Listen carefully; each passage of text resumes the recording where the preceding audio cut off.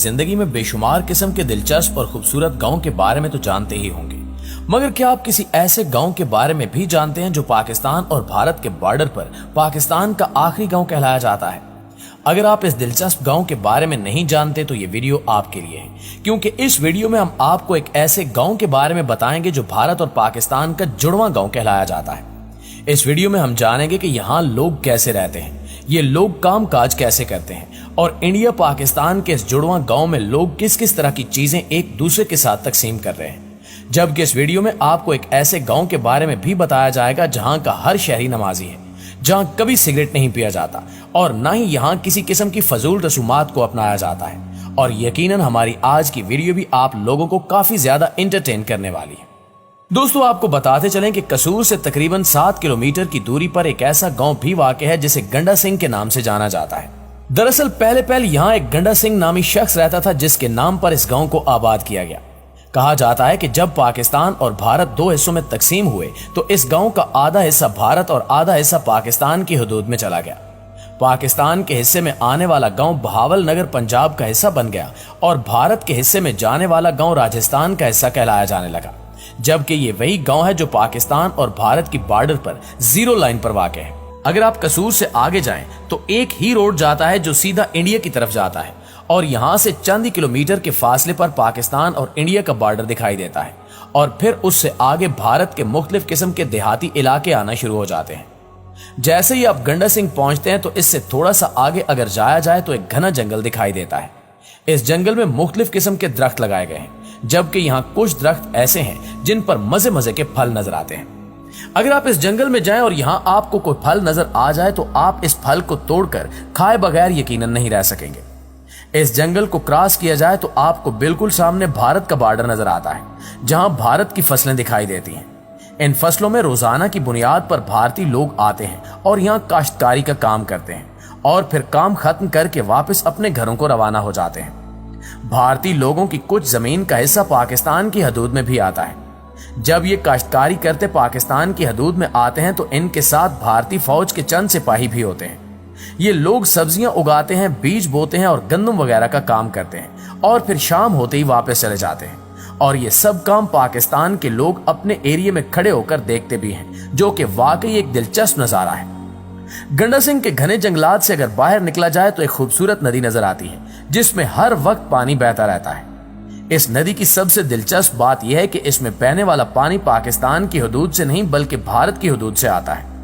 यहाँ पाकिस्तान और भारत की जितनी भी फसलें हैं, इनमें जितना भी पानी इस्तेमाल होता है वो सब इसी नदी से किया जाता है। जैसे ही गंडा सिंह गांव में एंटर हो तो यहाँ आपको पाकिस्तान के छोटे छोटे मिट्टी के घर बने नजर आते हैं और घरों के बाहर लोग लकड़ियां इकट्ठी करते और मुख्तलिफ किस्म के छोटे मोटे काम करते दिखाई देते हैं, जो कि हकीकत में खूबसूरत मंजर पेश करते हैं। यहाँ के लोगों का कहना है कि वो सन 1970 से भी पहले इस गांव में आकर रहने लग गए थे।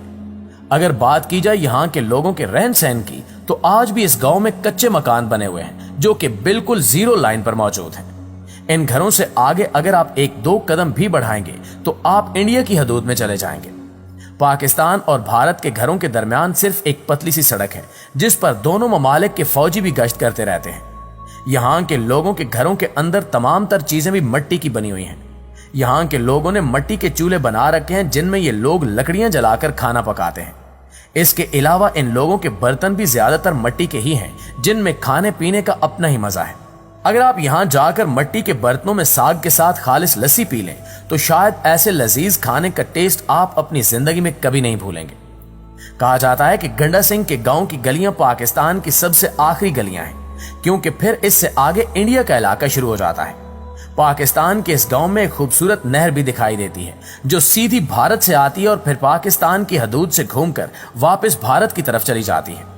ये नहर भारत और पाकिस्तान के बिल्कुल दरमियान वाक़ है, यानी कि इस नहर के एक तरफ भारत और दूसरी तरफ पाकिस्तान मौजूद है। इसलिए ये नहर इन दोनों ममालिक की एक बॉर्डर लाइन भी कहलाती है। वैसे तो आम तौर पर यह नहर बिल्कुल खुश्क हो चुकी है, लेकिन यहाँ के लोगों का कहना है कि पहले इस नहर में रोजाना की बुनियाद पर पानी बहता था, लेकिन अब जब भारत वाले चाहें पानी खोल देते हैं और जब चाहें बंद कर देते हैं। इसके अलावा इस नहर के थोड़ा सा पास एक पुल भी मौजूद है जिस पर गांव के अक्सर नौजवान लड़के खड़े होकर गप्पे लगाते हैं। इस पुल की एक खास बात यह भी है कि इस पर खड़े होकर भारत का बॉर्डर और इनकी आबादी भी साफ साफ देखी जा सकती है। अगर आप इंडिया और पाकिस्तान के इस बॉर्डर के पास मौजूद फसलों को जाकर देखें तो दोनों मुल्कों के लोगों ने अपनी अपनी फसलों में काफी सारे मवेशी भी छोड़ रखे हैं जिनसे ये हल चलाने में मदद लेते हैं। इसके अलावा यहाँ की फसलों में काफी बड़ी तादाद में मशरूम्स भी देखने को मिलती हैं। दरअसल यहाँ के लोग इन्हें खुद उगाते हैं, जिनके मुकम्मल तौर पर तैयार हो जाने के बाद इन्हें पकाकर खाया जाता है। अगर इस जगह जाकर देखा जाए तो वाकई पाकिस्तान और इंडिया का ये जुड़वां गांव और यहाँ के लोगों का दिलचस्प रहन सहन अपनी खूबसूरती की मिसाल आप है। प्यारे दोस्तों, वैसे तो पाकिस्तान में तकरीबन तमाम तर गांव ही ऐसे हैं जहां लोग सिगरेट पीते होंगे, कभी कभार नमाज पढ़ लेते होंगे तो कभी छोड़ देते होंगे, जबकि शादी की तमाम तर रसूमात भी शहरों की तरह गांव में अदा की जाती हैं। लेकिन यहां आप ये जानकर हैरान रह जाएंगे कि पाकिस्तान में एक ऐसा मुनफरिद गांव भी है जहां ऐसा वैसा कुछ भी नहीं किया जाता। अगर आप फैसलाबाद जाएं तो इसके थोड़ा करीबी आपको एक बोर्ड नजर आता है जिस पर लिखा होगा चक नंबर 493। बस यहीं से इस गांव का रास्ता शुरू होता है। ये गांव अपने तौर तरीकों की वजह से काफी ज्यादा मशहूर है, क्योंकि हैरत अंगेज तौर पर इस पूरे गांव में एक भी फर्द आपको सिगरेट पीता दिखाई नहीं देगा। यहाँ हर छोटी बड़ी दीवार पर सिगरेट नोशी के बारे में तरह तरह के पब्लिक मैसेज भी लिखे नजर आते हैं कि सिगरेट नोशी खांसी करता है, सिगरेट पीना खुद को मौत के घाट उतारने के बराबर है, वगैरह वगैरह। यहाँ तक कि इस पूरे गांव में जितनी भी छोटी बड़ी दुकानें हैं, तकरीबन सब दुकानों पर एक भी सिगरेट का पैकेट नहीं मिलेगा। जबकि इस गांव की सबसे अच्छी बात यह है कि यहाँ हर छोटा बड़ा नमाज का भी काफी पाबंद है। यहाँ की मसाजिद में गांव के शहरियों को नमाज पढ़ने की तलकीन की जाती है और ये लोग अपने गांव की मसाजिद के इमाम की बात को गौर से सुनते, समझते और इस पर पूरी तरह अमल पैरा भी होते हैं। यहाँ एक हैरत की बात यह भी है कि इस पूरे गांव में आपको एक भी भिखारी देखने को नहीं मिलेगा, क्योंकि तकरीबन यहाँ हर शख्स ही कोई ना कोई काम करता नजर आता है। इसके अलावा इस गांव की एक मुनफरिद बात यह भी है कि इस गांव के कब्रिस्तान में तमाम तर कब्रें भी एक जैसी बनाई जाती हैं। यहाँ किसी एक भी कब्र को पक्का नहीं किया गया, सब की सब कच्ची ही बनाई गई हैं। सिर्फ इतना ही नहीं, बल्कि इस गांव का हर शहरी शादी ब्याह के मामलात में भी फजूल रसूमात को अपनाने की बजाय सादगी से मस्जिद में निकाह करना बेहतर समझता है। अगर कोई शहरी अपने घर की शादी में किसी फजूल रस्म को अपनाने पर अड़ जाए तो फिर इसका पूरा खानदान उस शादी में शिरकत करने से इनकार कर देता है। इसके अलावा पूरे गांव में किसी घर या दुकान पर आपको गाने की आवाज नहीं सुनाई देगी, जिस वजह से इस गांव में किसी किस्म की बेहयाई का नामो निशान तक नहीं पाया जाता। यहाँ के शहरियों को ऐसा करने पर मजबूर नहीं किया जाता, बल्कि वो ये सब खुद अपनी मर्जी और खुशी से करते हैं, क्योंकि इनका मानना है कि आज अगर दीन इस्लाम के असूलों को अपनाकर अच्छे रास्ते पर चलेंगे तो कल इनकी नस्लें भी अपने बड़ों को देखकर उसी रास्ते पर चलने की पाबंद होंगी।